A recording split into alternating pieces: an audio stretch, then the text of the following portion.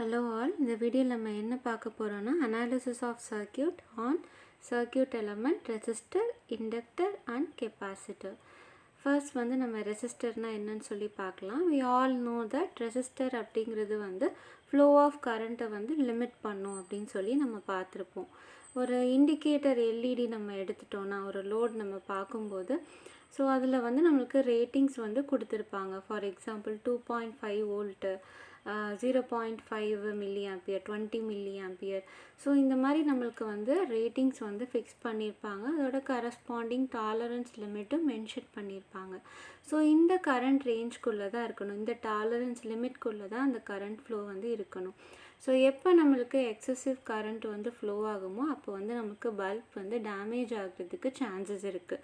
So இதை avoid பண்ணுறதுக்கு நம்ம யூஸ் பண்ணக்கூடிய டிவைஸ் தான் வந்து ரெசிஸ்டர். ஸோ ரெசிஸ்டர் வந்து என்ன பண்ணும், அந்த லோடுக்கு எவ்வளோ கரண்ட்டு தேவையோ அதுக்கேற்ற மாதிரி லிமிட் பண்ணி கொடுக்கும். அதுக்கேற்ற மாதிரி தான் நம்ம அந்த வேல்யூ வச்சு டிசைன் பண்ணியிருப்போம்.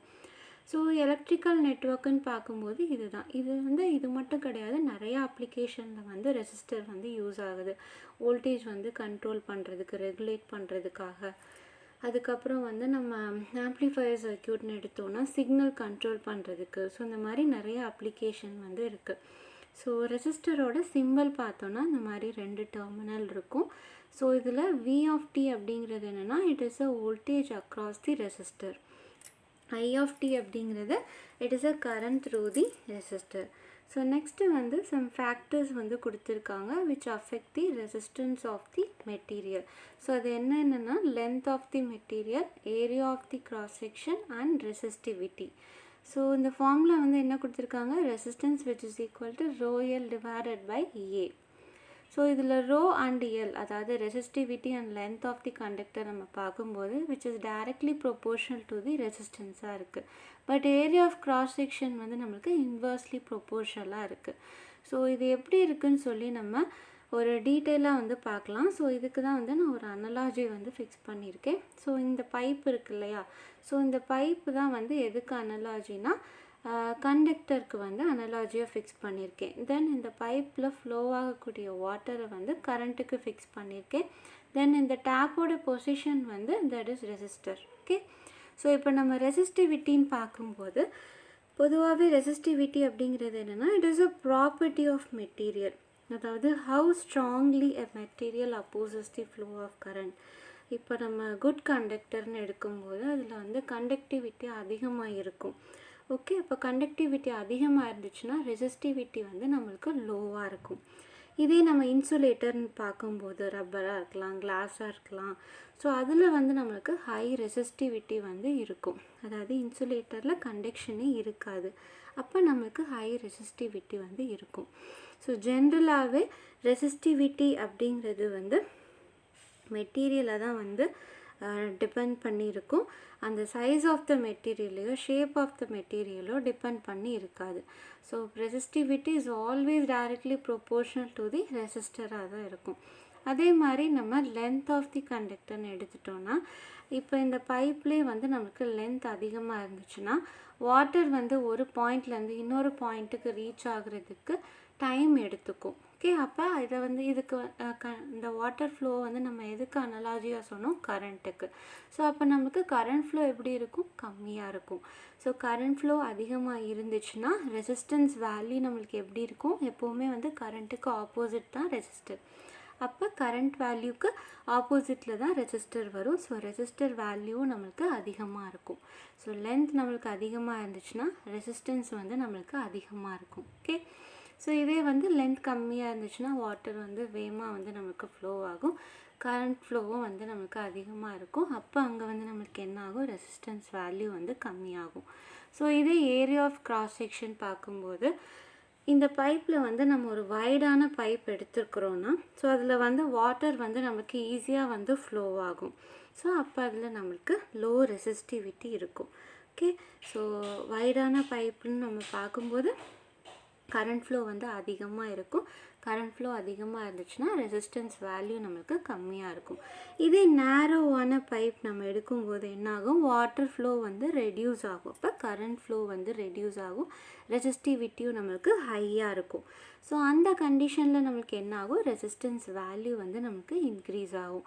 ஸோ எப்போவுமே வந்து ஏரியா ஆஃப் கிராஸ் செக்ஷன், ஒரு கண்டக்டரோட ஏரியா ஆஃப் கிராஸ் செக்ஷன் வந்து எப்போவுமே இன்வர்ஸ்லி ப்ரொப்போர்ஷனல் டு தி ரெசிஸ்டன்ஸாக தான் இருக்கும். ஓகே, ஸோ நெக்ஸ்ட்டு வந்து நம்ம அனாலிசிஸ்க்குள்ளே போயிடலாம். அதாவது ஒரு ரெசிஸ்டர் வந்து சீரீஸ் கனெக்ஷனில் இருக்கும்போது அதில் ஃப்ளோ ஆகக்கூடிய வோல்டேஜ் அண்ட் கரண்ட் எப்படி இருக்கும், தென் அந்த ரெசிஸ்டன்ஸோட ஈக்குவலண்ட் ரெசிஸ்டன்ஸ் வேல்யூ எப்படி இருக்கும், அதே மாதிரி பேரலல் கனெக்ஷனில் இருக்கும்போது அது எப்படி இருக்குன்னு சொல்லி ஒரு அனாலிசிஸ் வந்து கொடுத்துருப்பாங்க. அது வந்து என்னன்னு சொல்லி நம்ம ஒன் பை ஒன்னாக பார்க்கலாம். ஃபர்ஸ்ட் வந்து ரெசிஸ்டர் ஆர் கனெக்டட் இன் சீரீஸ். ஸோ சீரீஸில் கனெக்ட் பண்ணியிருக்கும்போது அது எப்படி இருக்குன்னு சொல்லி நம்ம பார்ப்போம். ஸோ இங்கே வந்து நம்மளுக்கு ஒரு வோல்டேஜ் சோர்ஸ் இருக்குது. ஸோ இங்கே வந்து என்ன பண்ணியிருக்காங்க, 3 ரெசிஸ்டர் வந்து சீரீஸாக வந்து கனெக்ட் பண்ணியிருக்காங்க, R1, R2 and R3. So 3 ரெசிஸ்டரும் நம்மளுக்கு சீரீஸாக கனெக்ட் பண்ணியிருக்காங்க. பொதுவாகவே சீரீஸ் சர்க்கியூட் நம்ம பார்க்கும்போது இந்த என்டையர் நெட்வொர்க்லையும் கரண்ட் வந்து நம்மளுக்கு சேமாக தான் இருக்கும். இந்த இடத்துல பார்த்தாலும் சேமாக தான் இருக்கும், இந்த பாயிண்டில் நோட் பண்ணாலும் சேமாக தான் இருக்கும். பட் வோல்டேஜ்னு நம்ம பார்க்கும்போது என்ன ஆகும், ஒவ்வொரு எலமெண்ட்டுக்கும் அக்ராஸாக நம்மளுக்கு டிவைட் ஆகும். இந்த மாதிரி V1, V2, V3ன்னு சொல்லி நம்மளுக்கு டிவைட் ஆகும். ஓகே, ஸோ சீரீஸ் கனெக்ஷன்னாலே கரண்ட் வந்து சேமாக இருக்கும், வோல்டேஜ் வந்து நம்மளுக்கு டிவைட் ஆகும். ஸோ எப்போவுமே நம்ம இந்த மாதிரி அனாலிசிஸ் பார்க்கும்போது எது வந்து நம்மளுக்கு டிவைட் ஆகும் அதுலேருந்து தான் நம்ம ஈக்குவேஷன் வந்து ஃபார்ம் பண்ணுவோம். ஸோ அப்போ டோட்டல் வோல்டேஜ் வந்து நம்மளுக்கு என்னவாக இருக்கும், V which is equal to V1 plus V2 plus V3. So equation வந்து எப்படி ஃபார்ம் பண்ணுறாங்கன்னு சொல்லி பார்க்கலாம். ஸோ டோட்டல் வோல்டேஜ் வந்து என்னது, V is equal to V1 plus V2 plus V3. Okay, so நம்மளுக்கு ஓம்ஸ்லாம் வந்து தெரியும். ஓம்ஸ்லா படி voltage equal to current into resistance value. So அப்போ V1 அப்படிங்கிறது என்னது, I இன்ட்டு R1, V2ங்கிறது I இன்ட்டு R2 ப்ளஸ் V3ங்கிறது I இன்ட்டு R3. சீரீஸ் சர்க்கியூட்டில் கரண்ட் எப்போவுமே சேமாக தான் இருக்கும். ஸோ இதை நம்ம ஆட் பண்ணோன்னா என்ன ஆகும், IR1 applied voltage which is equal to IR1 plus IR2 plus IR3. So ஐயை காமனாக எடுத்தோன்னா R1 plus R2 plus R3. So அப்போ நம்மளுக்கு என்ன வருது, R ஈக்குவலண்ட் வந்து நம்மளுக்கு R1 plus R2 plus R3யாக இருக்குது. ஸோ ஒரு ரெசிஸ்டர்ஸ் வந்து நம்மளுக்கு சீரீஸாக கனெக்ட் பண்ணியிருந்தாங்கன்னா அதை வந்து நம்ம என்ன பண்ணணும், ஜஸ்ட்டு வந்து ஆட் பண்ணணும். ஓகே, ஸோ இந்த ஜென்ரலைஸ்டு ஃபார்முலா வந்து எழுதியிருப்பாங்க for n resistors in series. ஃபைனலாக நமக்கு ஈக்குவேஷன் ஜென்ரலைஸ்டு ஃபார்முலா வந்து எப்படி இருக்குது, R which is equal to R1 plus R2 plus etc. Rn. Okay, so இதுலேருந்து கேரக்டரிஸ்டிக் என்ன எழுதியிருக்காங்க, current is same through all the resistor. So ஒரு சீரீஸ் சர்க்கியூட் நம்ம பார்த்தாலே ரெசிஸ்டிவ் எலமெண்ட் மட்டும் கிடையாது, இண்டக்டிவ் எலமெண்ட், கெப்பாசிட்டிவ் எலமெண்ட், என்ன எலமெண்ட் நம்ம பார்த்தாலும் சீரீஸ் சர்க்கியூட்னு நம்ம பார்க்கும்போது கரண்ட் வந்து சேமாக இருக்கும். வோல்டேஜ் தான் வந்து நம்மளுக்கு என்ன ஆகும், ஒவ்வொரு எலமெண்ட்டுக்கு அக்ராஸும் நம்மளுக்கு டிவைட் ஆகும். ஓகே, ஸோ இது வந்து நெக்ஸ்ட்டு வந்து ரெசிஸ்டர் வந்து பேரலாக கனெக்ட் பண்ணியிருந்தாங்கன்னா எப்படி இருக்குன்னு சொல்லி பார்க்கலாம். Let's see the circuit. So this is a applied voltage. So applied voltage இருக்குது. ஸோ இங்கே நம்மளுக்கு டோட்டல் கரண்ட் இருக்குது, தட் இஸ் I1. ஸோ இங்கே நம்ம என்ன பண்ணியிருக்கோம், 2 ரெசிஸ்டரை பேரலாக கனெக்ட் பண்ணியிருக்கோம். பேரலல் அப்படின்னா என்ன, இந்த ரெசிஸ்டரோட 2 டெர்மினல் இருக்கும் இல்லையா, ஃபர்ஸ்ட் டெர்மினல் 2ஐயும் கனெக்ட் பண்ணியிருப்பாங்க, அதே மாதிரி இந்த செகண்ட் டெர்மினல் 2ஐயும் வந்து கனெக்ட் பண்ணியிருப்பாங்க. ஸோ பேரலாக வந்து நான் 2 ரெசிஸ்டர் வந்து கன்சிடர் பண்ணியிருக்கேன். ஸோ இது வந்து டோட்டல் கரண்ட். அப்போ டோட்டல் கரண்ட் இந்த நோட் பாயிண்ட்டை ரீச் பண்ணோன்னே நம்மளுக்கு என்ன ஆகும், கரண்ட் வந்து ஸ்ப்ளிட் ஆகும், I1 அண்ட் I2வாக வந்து நம்மளுக்கு ஸ்ப்ளிட் ஆகும். ஓகே, ஸோ அப்போ பேரலல் கனெக்ஷனில் கரண்ட்டு தான் வந்து நம்மளுக்கு என்ன ஆகும், டிவைட் ஆகும். பட் வோல்டேஜு நம்ம பார்க்கும்போது சேமாக இருக்கும். பேரலல் சர்க்கியூட்டில் வோல்டேஜ் வந்து இந்த டெர்மினல், இந்த 2 டெர்மினல் நம்ம எடுத்தோன்னா இங்கே எவ்வளோ வோல்டேஜ் இருக்கோ அதே லெவல் ஆஃப் வோல்டேஜ் தான் இந்த டெர்மினல்லையும் இருக்கும், இந்த டெர்மினல்லையும் இருக்கும். ஓகே, ஸோ அப்போ பேரலல் கனெக்ஷன்னு பார்க்கும்போது வோல்டேஜ் வந்து சேமாக இருக்கும், பட் கரண்ட்டு தான் வந்து நம்மளுக்கு டிவைட் ஆகும். ஸோ எது டிவைட் ஆகுதோ அதுக்கு தான் நம்ம வந்து ஈக்குவேஷன் வந்து ஃபார்ம் பண்ண போகிறோம். அப்போ டோட்டல் கரண்ட்டு நம்ம எப்படி எழுதலாம், I1 + I2. இப்போ according to Ohm's law, so Ohm's law which is equal to V is equal to I into R. இப்போ I is equal to V by R. So இப்போ I1 வந்து நம்ம எப்படி எழுதலாம், V divided by R1, I2 அப்படிங்கிறது V divided by R2. So அப்போ இந்த total கரண்ட்டில் நம்ம சப்ஸ்டியூட் பண்ணோன்னா இங்கே வந்து நம்மளுக்கு அப்ளைடு வோல்டேஜ் காமனாக இருக்கும் 1/R1 ப்ளஸ் 1/R2. ஸோ ஃபைனலாக 1/R ஈக்குவலன்ட் வந்து நம்மளுக்கு எப்படி கிடைக்கிது, 1/R1 plus 1/R2. Okay, so அப்போ ஜென்ரலைஸ்டு ஃபார்முலா நம்மளுக்கு எப்படி ஃபார்ம் ஆகுது, 1/R equivalent which is equal to 1/R1 plus 1/R2 plus etc. 1/Rn.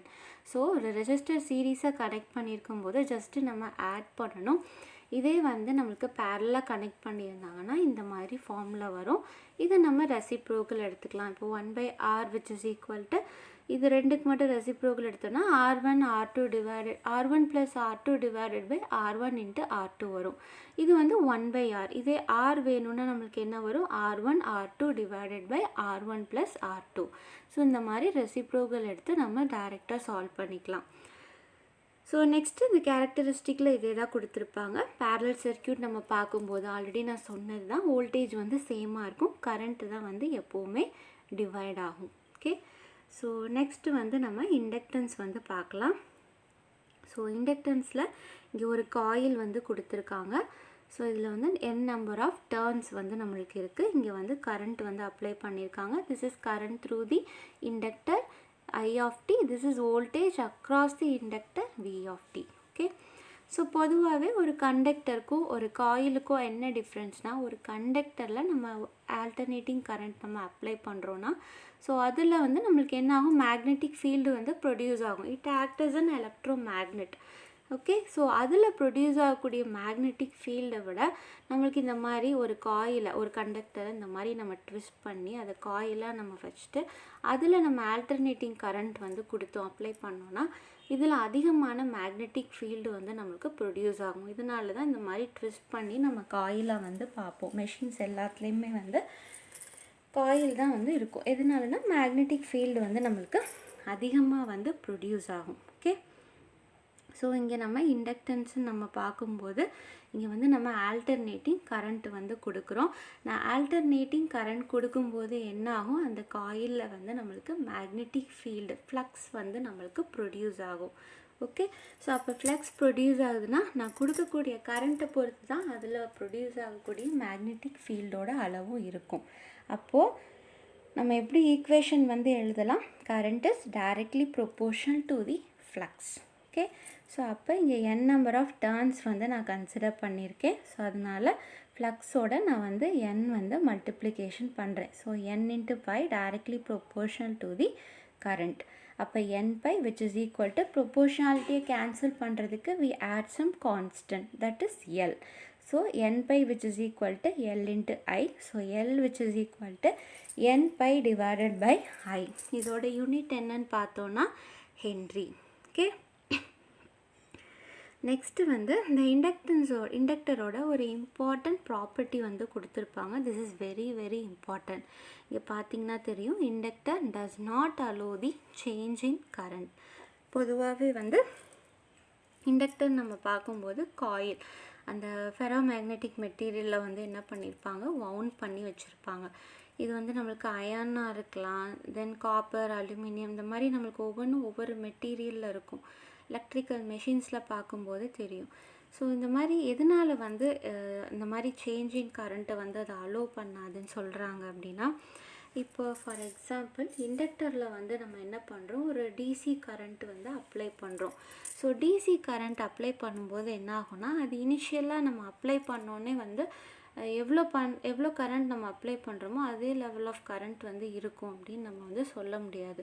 அது வந்து கிராஜுவலாக தான் வந்து நம்மளுக்கு ரைஸ் ஆகும். Okay, so at steady state கண்டிஷனில் நம்ம பார்க்கும்போது இண்டக்டரில் வந்து அந்த கரண்ட் வந்து ரீச் ஆயிரும். அதுக்கப்புறம் அதில் எந்த சேஞ்சஸும் இருக்காது அன்டில் நம்ம அதை ஆஃப் பண்ணுற வர. ஸோ சேஞ்சஸ் இல்லைன்னா நம்மளுக்கு என்ன ஆகும்னா, அந்த காயிலில் வந்து நமக்கு கரண்ட் ஃப்ளோ இருக்கும், பட் அதில் வந்து நம்மளுக்கு இஎம்எஃப் வந்து இன்டியூஸ் ஆகாது. ஃபாரடேஸ் லாவில் வந்து நம்ம பார்த்துருப்போம், எப்போ வந்து நம்மளுக்கு சேஞ்ச் இன் மேக்னெட்டிக் ஃபீல்டு வந்து ப்ரொடியூஸ் ஆகுதோ அப்போ தான் நம்மளுக்கு அந்த காயிலில் வோல்டேஜ் வந்து ப்ரொடியூஸ் ஆகும்.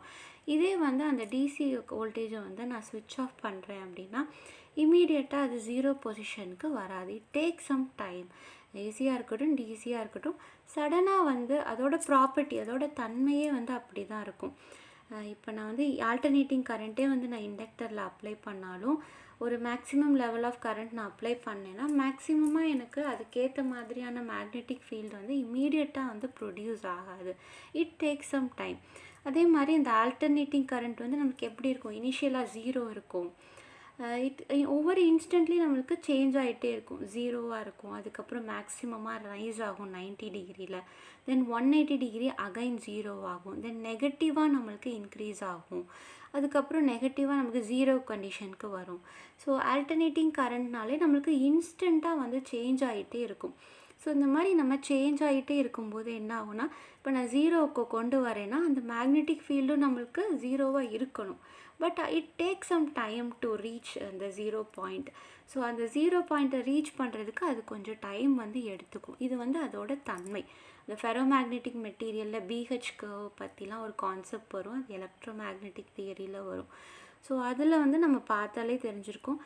அது வந்து அதோட தன்மையே வந்து அந்த மாதிரி தான் இருக்கும். நம்ம கரண்ட்டை இன்க்ரீஸ் பண்ணோன்னா சடனாக அதுக்கேற்ற மாதிரி அந்த ஃபுல் மேக்ஸிமம் மேக்னெட்டிக் ஃபீல்டு வந்து நம்மளுக்கு கிடைக்காது. அதே மாதிரி நம்ம 0க்கு கொண்டு வரோன்னா இமீடியட்டாக அது 0 ஆகாது, கொஞ்சம் டைம் எடுத்து தான் வந்து 0 ஆகும். ஸோ பொதுவாகவே இண்டக்டர் வந்து does not allow the change in current. இது ரொம்ப ரொம்ப இம்பார்ட்டன்ட் ப்ராப்பர்ட்டி. ஸோ இதுலேருந்து நம்ம என்ன பண்ணுறோம், ஃபாரடேஸ் லா வந்து கன்சிடர் பண்ணுறோம். ஸோ ஃபாரடேஸ் லா அப்படிங்கிறது என்னது, நம்ம வந்து கரண்ட் வந்து அப்ளை பண்ணுறோம். ஏசி தான் நம்ம இங்கே அப்ளை பண்ணுறோம். டிசியில் வந்து இந்த மாதிரி steady state condition, on off கண்டிஷனில் ஒவ்வொரு மாதிரி இருக்கும். பொதுவாகவே டிசி சர்க்யூட்டில் இண்டக்டர் அண்ட் கெப்பாசிட்டர் வந்து இன்க்ளூட் பண்ணியிருக்க மாட்டாங்க. ஸோ இந்த மாதிரி நம்ம ஆல்டர்னேட்டிங் கரண்ட்டை வந்து ஒரு காயிலுக்கு கொடுக்கும்போது நம்மளுக்கு என்ன ஆகும், ஆல்டர்னேட்டிங் கரண்ட்டுங்கிறனால அது நம்மளுக்கு இன்ஸ்டண்ட்டாக சேஞ்ச் ஆகிட்டே இருக்கும். ஸோ சேஞ்ச் ஆகிட்டே இருக்கும்போது அந்த காயிலில் ப்ரொடியூஸ் ஆகக்கூடிய மேக்னெட்டிக் ஃபீல்டும் நம்மளுக்கு சேஞ்ச் ஆகிட்டே இருக்கும். ஸோ எப்போல்லாம் நம்மளுக்கு change in magnetic field produce ஆகுதோ அப்போ அந்த காயிலில் நம்மளுக்கு வோல்டேஜ் வந்து இன்டியூஸ் ஆகும். ஓகே. ஸோ அப்போ வந்து நம்ம ஈக்குவேஷன் வந்து எப்படி எழுதலாம், ஆல்ரெடி நம்ம N5 which is equal to Liன்னு பார்த்துருக்கோம். ஸோ இதில் நான் என்ன பண்ணுறேன், ஃபாரடேஸ் லா அப்படிங்கிறது அப்ளைடு வோல்டேஜை வந்து டிபெண்ட் பண்ணிடல. நம்மளுக்கு வந்து ஃபைனலாக காயிலில் EMF ப்ரொடியூஸ் ஆகுதுல, it does not depends on the applied voltage. இது எதை டிபெண்ட் பண்ணியிருக்கு, சேஞ்ச் இன் மேக்னெட்டிக் ஃபீல்டை தான் வந்து டிபெண்ட் பண்ணியிருக்கு. ஸோ அப்போ எனக்கு ஒரு சேஞ்ச் இன் மேக்னெட்டிக் ஃபீல்டு கிடைக்கணும்னா நான் என்ன பண்ணணும், கரண்ட்டை வந்து சேஞ்ச் பண்ணணும். ஸோ நான் அப்ளை பண்ணக்கூடிய கரண்ட்டு தான் என்னது, alternating current. It keeps on changing with respect to time. So அப்போ L/di/dt கரண்ட் சேஞ்ச் ஆச்சுன்னா எனக்கு மேக்னெட்டிக் ஃபீல்டும் சேஞ்ச் ஆகும். அப்போ N/d∅/dt. ஸோ இந்த மாதிரி சேஞ்ச் ஆகும்போது காயிலில் எனக்கு EMF ஆர் வோல்டேஜ் வந்து இன்டியூஸ் ஆகும், which is equal to V. So அப்போ இதுலேருந்து ஈக்குவேஷன் நம்ம எப்படி எழுதலாம், V is equal to L/di/dt. So இந்த கான்செப்ட் நம்ம எதுக்காக பார்த்தோன்னா, இந்த இண்டக்டரில் வோல்டேஜ் எவ்வளோ இருக்குது, கரண்ட் எவ்வளோன்னு இருக்குன்னு பார்க்குறதுக்காக தான் பார்த்துருக்கோம். So V which is equal to என்னது, L/di/dt. ஸோ இதுலேருந்து நம்ம கரண்ட் த்ரூ த இண்டக்டர் வந்து கேல்குலேட் பண்ணலாம். இந்த டிஃப்ரென்சியேஷனை நான் கேன்சல் பண்ணேன்னா என்னாகும், இன்டிகிரேஷன் வரும். So L/di/dt which is equal to V. So இதுலேருந்து எனக்கு என்ன வேணும், கரண்ட்டு தான் வேணும். So current which is equal to, இந்த கரண்ட் வேணும்னா இந்த டிஃப்ரென்ஷியேஷனை நான் கேன்சல் பண்ணணும்னா என்ன வரும், இந்த L இந்த சைடு வரும்போது 1/L integral over V into dt. dt வந்து இங்கே வந்துடும். So V into dt. So இதுதான் வந்து என்னது, current through the inductor. So பொதுவாகவே இண்டக்டரில் நம்ம என்னென்னு பார்த்துருக்கோம், எனர்ஜி வந்து நமக்கு ஸ்டோர் ஆகுதுன்னு பார்த்துருக்கோம். காயிலில் ஸ்டோர் ஆகுது அந்த அர்த்தம் கிடையாது. பேட்ரி நம்ம பார்க்கும்போது அது வந்து ஒரு கெமிக்கல் ரியாக்ஷனில் ஒர்க் ஆகுமா. ஸோ இங்கே வந்து நமக்கு இந்த மாதிரி காயில் இருக்குது. ஸோ காயிலில் வந்து எனர்ஜி ஸ்டோர் ஆகுது அந்த மீனிங் கிடையாது. எனர்ஜி வந்து மேக்னெட்டிக் ஃபீல்டாக வந்து ஸ்டோர் ஆகுது, இந்த ஃபார்ம் ஆஃப் மேக்னெட்டிக் ஃபீல்டுன்னு கொடுத்துருப்பாங்க. ஓகே. ஸோ இதே கெப்பாசிட்டர் பார்க்கும்போது எலக்ட்ரிக் ஃபீல்டாக வந்து நம்மளுக்கு ஸ்டோர் ஆகும். ஸோ இது வந்து நம்ம காயிலில் வந்து எனர்ஜி ஸ்டோர் பண்ணுறோம் அந்த மீனிங் எப்போவுமே கிடையாது. மேக்னெட்டிக் ஃபீல்டாக நம்ம வந்து அந்த காயிலை சுற்றி நம்மளுக்கு அது வந்து விசிபிளாக இருக்காது. எலக்ட்ரிக் ஃபீல்டும் இருக்கும், மேக்னெட்டிக் ஃபீல்டும் இருக்கும். அது நம்ம ஒரு மேக்னெட் வச்சு பார்க்கும்போது நம்ம நிறையா ஐடென்டிஃபை பண்ண முடியும். நான் 2 சேம் போல் நீங்கள் 2 நியராக கொண்டு போனீங்கன்னா ரிப்பல் ஆகும்.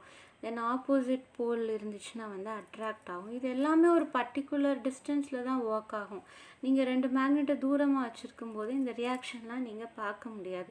ஸோ எப்போவுமே ஒரு கண்டக்டரில் நம்ம அப்ளை பண்ணும்போது, கரண்ட் அப்ளை பண்ணும்போது எலக்ட்ரிக் ஃபீல்டு இருக்கும், மேக்னெட்டிக் ஃபீல்டு எக்ஸிஸ்டாக இருக்கும். ஸோ எப்போவுமே இண்டக்டரில் energy stored in the form of magnetic ஃபீல்டாக தான் இருக்கும். ஓகே, ஸோ இப்போ வந்து நம்ம வோல்டேஜ்க்கு என்ன ஈக்குவேஷன், கரண்ட்டுக்கு என்ன ஈக்குவேஷன் சொல்லி பார்த்துட்டோம். நெக்ஸ்ட்டு வந்து இண்டக்டர் வந்து சீரீஸ் கனெக்ஷனில் இருக்கும்போது ஈக்குவலண்ட் இண்டக்டன்ஸ் வேல்யூ எப்படி இருக்கும், பேரலல் கனெக்ஷனில் இருக்கும்போது எப்படி இருக்குன்னு சொல்லி பார்க்கலாம். ஸோ இங்கே வந்து என்ன கொடுத்துருக்காங்க, 2 இண்டக்டரை வந்து சீரீஸாக வந்து கனெக்ட் பண்ணியிருக்காங்க. This is L1 and L2. So இங்கே ஃப்ளோ ஆகக்கூடிய கரண்ட் வந்து I1 அண்ட் I2. பொதுவாகவே சீரீஸ் சர்க்கியூட்டில் கரண்ட் வந்து சேமாக தான் இருக்கும். இங்கே எவ்வளோ கரண்ட் இருக்கோ அதே லெவல் ஆஃப் கரண்ட்டு தான் இங்கேயும் இருக்கும். ஓகே, வோல்டேஜ் தான் நம்மளுக்கு என்ன ஆகும், டிவைட் ஆகும். VL1 VL2வாக நமக்கு டிவைட் ஆகும். ஸோ எது டிவைட் ஆகுது அதுலேருந்து தான் நம்ம ஈக்குவேஷன் வந்து ஃபார்ம் பண்ண போகிறோம். So total applied voltage which is equal to VL1 + VL2. Let's see the equation. Total applied voltage which is equal to VL1 + VL2. Current வந்து நம்மளுக்கு சீரீஸில் என்டையர் சர்க்கியூட்லேயும் ஈக்குவலாக தான் இருக்கும், சேமாக தான் இருக்கும். ஸோ இதுலேருந்து நம்ம VL1 எப்படி எழுதலாம், L × di1/dt. இதே மாதிரி VL2ங்கிறது L2 × di2/dt. கரண்ட் வந்து நம்மளுக்கு சேம் தான். அப்போ ஈக்குவேஷன் என்ன வரும், L1 + L2 × di/dt. அப்போ L ஈக்குவலண்ட் வந்து நம்மளுக்கு என்ன மாதிரி கிடச்சிருக்கு, L1 + L2.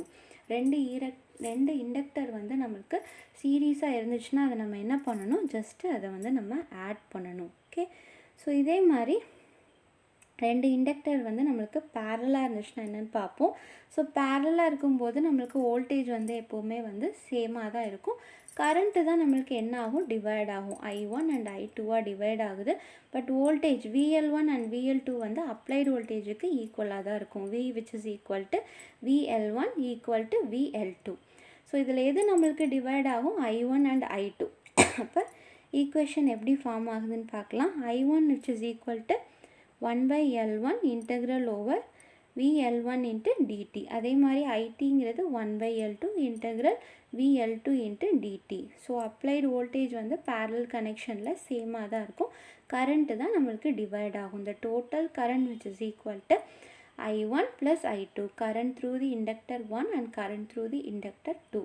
ஸோ இதில் நம்ம இதை சப்ஸ்டியூட் பண்ணோன்னா நம்மளுக்கு என்ன கிடைக்கும், வோல்டேஜ் வந்து சேம் தான். அப்போ 1/L1 + 1/L2 integral VL × dt.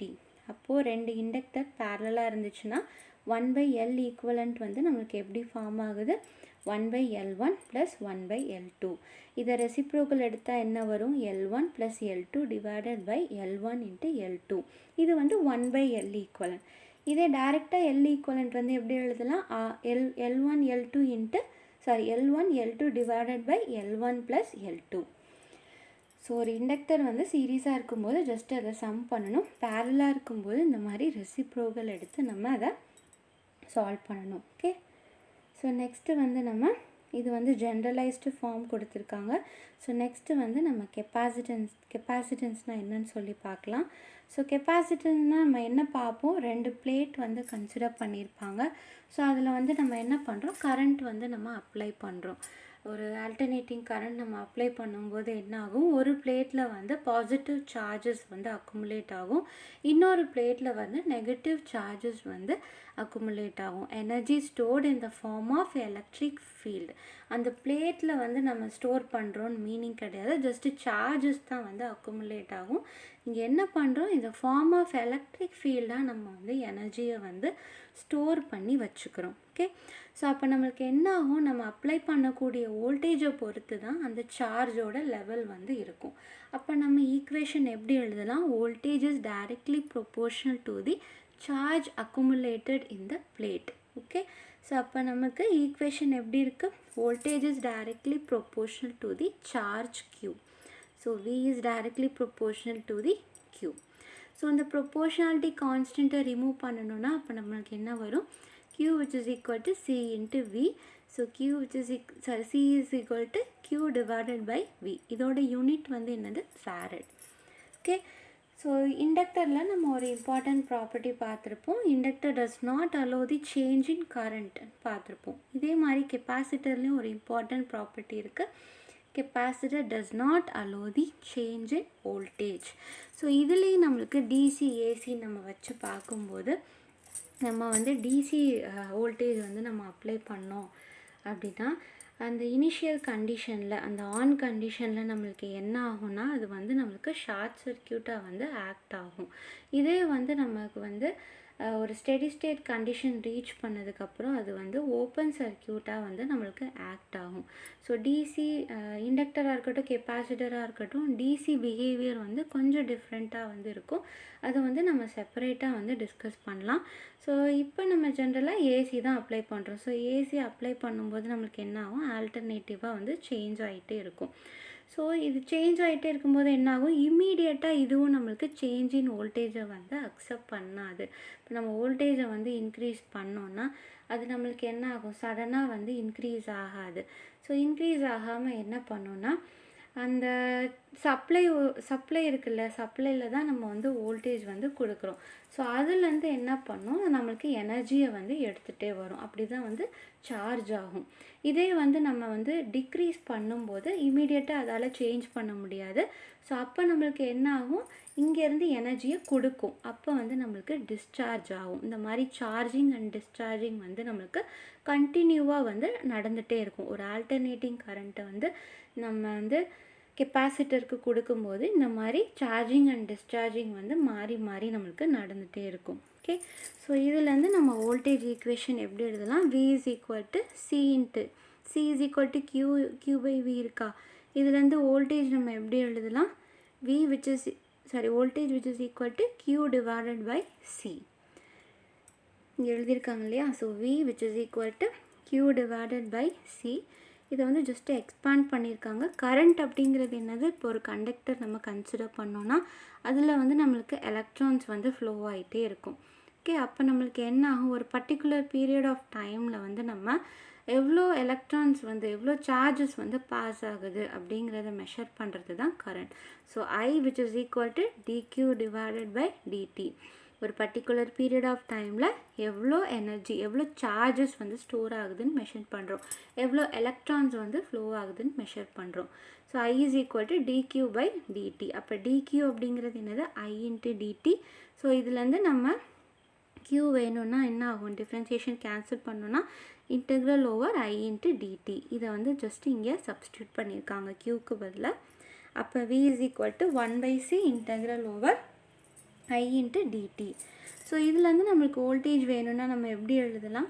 dV. இதை வந்து நம்ம டிஃப்ரென்ஷியேஷன் எடுத்தோன்னா 1 by C I into dt. Integral cancel ஆயிரும். So I is equal to C into so இதுலேருந்து நம்மளுக்கு I வேணுமா? I is equal to C into இது இங்கிட்டு போச்சுன்னா C into dV by dt. So இதுதான் வந்து என்னது? Voltage across the capacitor. This is current through the capacitor. இந்த ரெண்டு ஈக்குவேஷனும் நம்ம ஃபார்ம் பண்ணிட்டோம். இப்போ சீரீஸ் கனெக்ஷனில் ஈக்குவலன்ட் கெப்பாசிட்டன்ஸ் எவ்வளோ இருக்குது, பேரலல் கனெக்ஷனில் எவ்வளோ இருக்குதுன்னு சொல்லி பார்க்கலாம். ஃபஸ்ட்டு வந்து கெப்பாசிட்டர் வந்து சீரீஸாக வந்து கனெக்ட் பண்ணியிருக்காங்க. ஸோ C1 C2 வந்து சீரீஸாக கனெக்ட் பண்ணியிருக்கோம். கரண்ட் வந்து நம்மளுக்கு சேமாக இருக்கும். பட் வோல்டேஜ் வந்து நம்மளுக்கு என்ன ஆகும்? சீரீஸ் கனெக்ஷனில் வந்து டிவைட் ஆகும். ஓகே, ஸோ அப்போ எது டிவைட் ஆகுது அதுக்கு தான் ஈக்குவேஷன் வந்து ஃபார்ம் பண்ணணும். So applied voltage which is equal to VC1 plus VC2. So அப்போ நம்மளுக்கு ஈக்குவேஷன் எப்படி ஃபார்ம் ஆகும்? இந்த மாதிரி இருக்குமா? VC1 அப்படிங்கிறது என்னது? ஆல்ரெடி நம்ம டிரைவ் பண்ணிட்டோம். Voltage across the capacitor 1 by C1 integral I1 into dt.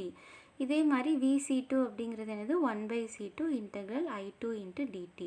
Okay, இப்போ இங்கே நம்ம காமனாக என்ன இருக்குது? சீரீஸ் சர்க்யூட்டில் கரண்ட் வந்து same I1 which is equal to I2 integral over I into dt 1 by C equivalent. So இப்போ கெப்பாசிட்டர் வந்து நம்மளுக்கு சீரீஸாக இருக்கும்போது 1 by C equivalent which is equal to 1 by C1 plus 1 by C2 நம்மளுக்கு form ஆகுது. Okay, இங்கே பாருங்கள் ஃபைனலாக equation எப்படி ஃபார்ம் ஆகுது. C equivalent 1/C equivalent which is equal to 1/C1 plus 1/C2. So இதில் நம்ம ரெசிப்ரோக்கல் எடுத்தோன்னா என்ன வரும், C1 plus C2 divided by C1 into C2. இதுலேருந்து C equivalent வேணும்னா C1 C2 divided by C1 plus C2. So சீரீஸாக capacitor connect பண்ணியிருக்கும் போது நம்மளுக்கு வந்து இந்த மாதிரி ரெசிப்ரோக்கல் எடுத்து கொண்டு வரணும்.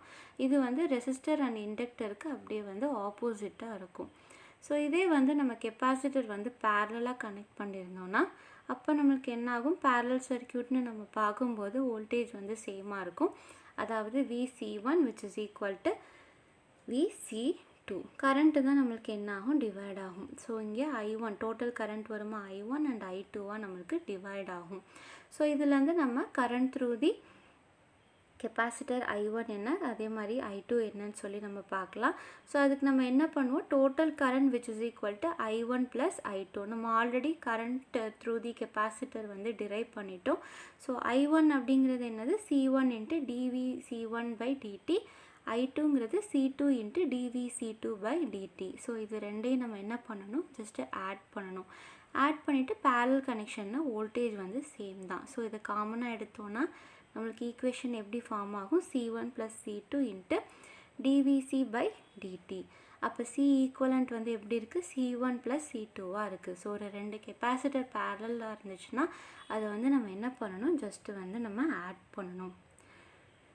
ஸோ இது வந்து ஃபைனலாக வந்து ஒரு டேப்லேஷனில் வந்து கொடுத்துருப்பேன். ஸோ ரெசிஸ்டர் அண்ட் இண்டக்டர் இது ரெண்டுமே சீரீஸாக இருந்துச்சுன்னா ஜஸ்ட்டு நம்ம என்ன பண்ணணும், R equivalent and L equivalent calculate பண்ணும்போது ஜஸ்ட்டு நம்மளுக்கு எவ்வளோ number of resistor and inductor இருக்கோ அதை அப்படியே வந்து நம்ம சம் பண்ணணும். இதே வந்து கெப்பாசிட்டர் சீரீஸாக இருந்துச்சுன்னா அதுக்கு நம்ம 1/C equivalent which is equal to 1/C1 plus 1/C2 etc 1/Cn இந்த மாதிரி ரெசிப்ரோக்கல் எடுத்து நம்ம கொண்டு வரணும். இதே வந்து பேரலல் கனெக்ஷனில் இருக்கும்போது ரெசிஸ்டர் அண்ட் இண்டக்டருக்கு சேமாக இருக்கும். ரெசிப்ரோக்கல் எடுத்து நம்ம சால்வ் பண்ணணும். இதே கெப்பாசிட்டருக்கு எப்படி இருக்குன்னா ஜஸ்ட்டு நம்ம ஆட் பண்ணாலே போதும். Okay, so thank you all.